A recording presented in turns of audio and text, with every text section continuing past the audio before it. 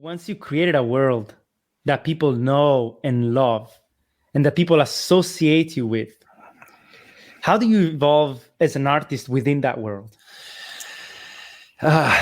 Well, it's a tricky one because the world has expectations that if you break too far from it, you shoot the whole IP in the foot. And so you got to be careful there. So I do feel like I want to spread my wings a lot beyond Oddworld. I've got other IPs that I've created on paper that have been greenlit at different times and we pulled out of, that would deal with more contemporary content, more of a landscape of, let's say,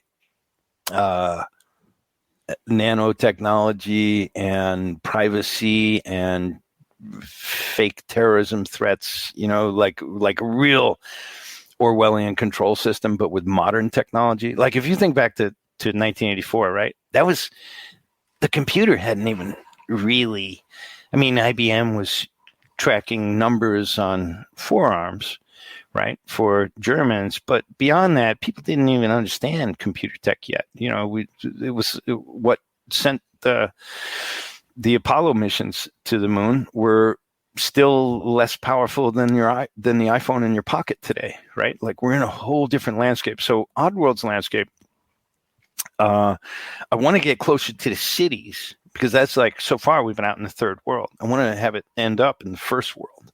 And so then it gets more modern and it's different, but it's still not one that would become nanotech and internet and like that, because it's just not the appropriate place for it. So there's a lot of things happening today that are very relevant that I don't feel like I can weave into Oddworld. And there's a lot of things at Oddworld that I'd like to tell that are still relevant that don't have to go in that direction. But I think you have to balance the fan expectation and try to push in a way that you think is going to get them excited and expand on a universe that they got familiar with and stay excited with it versus breaking that. And I'd say breaking that, a good example would be like, when you saw the first Matrix, wow, right? Like the first act of the first Matrix is like, we watch it, we're still blown away. And then you get into the second and third one, right? And it progressively went downhill. But the reason it went downhill is the first one, they had freedom. And the second one, they got enormous budgets and short deadlines. So it's more like, get us that product in this amount of time. We'll pay whatever.